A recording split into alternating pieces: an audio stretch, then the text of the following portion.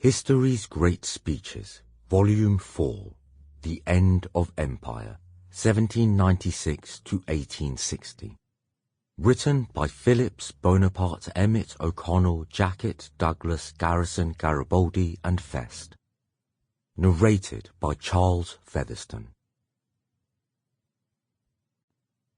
Robert Emmet, Speech from the Dock, 1803.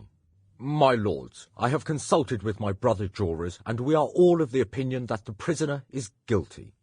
What have you, therefore, now to say why judgment of death and execution shall not be awarded against you according to law?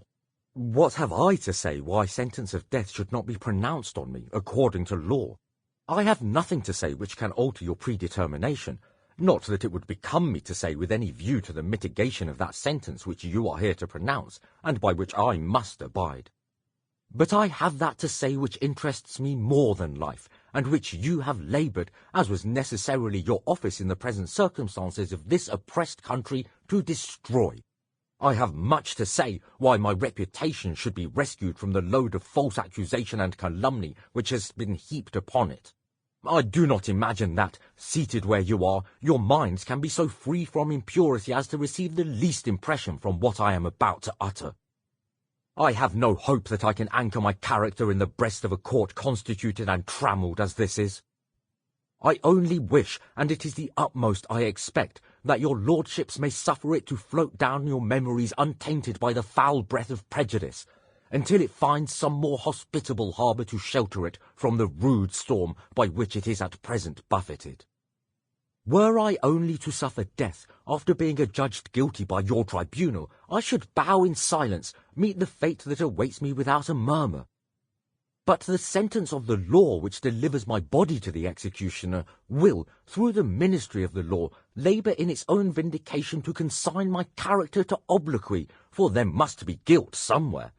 Whether in the sentence of the court or in the catastrophes posterity must determine.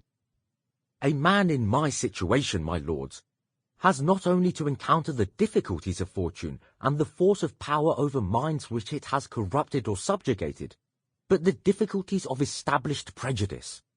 The man dies, but his memory lives. That mine may not perish, that it may live in the respect of my countrymen, I seize upon this opportunity to vindicate myself from some of the charges alleged against me.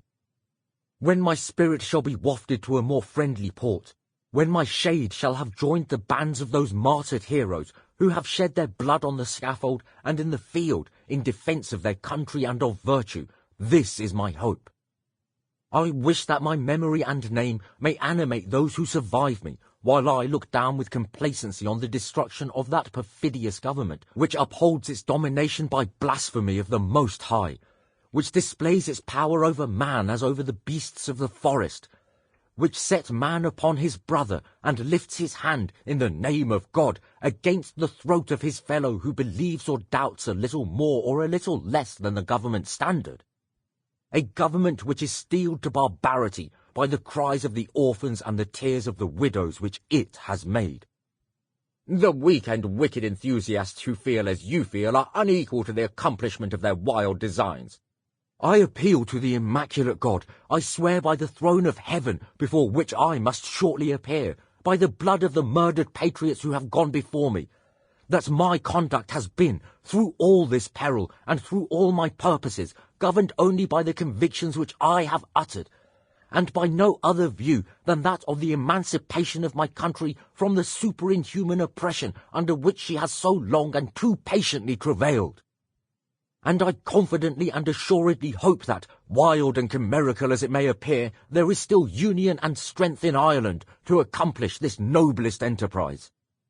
Of this I speak with the confidence of intimate knowledge, and with the consolation that appertains to that confidence. Think not, my lords, that I say this for the petty gratification of giving you a transitory uneasiness. A man who has never yet raised his voice to assert a lie will not hazard his character with posterity by asserting a falsehood on a subject so important to his country and on an occasion like this.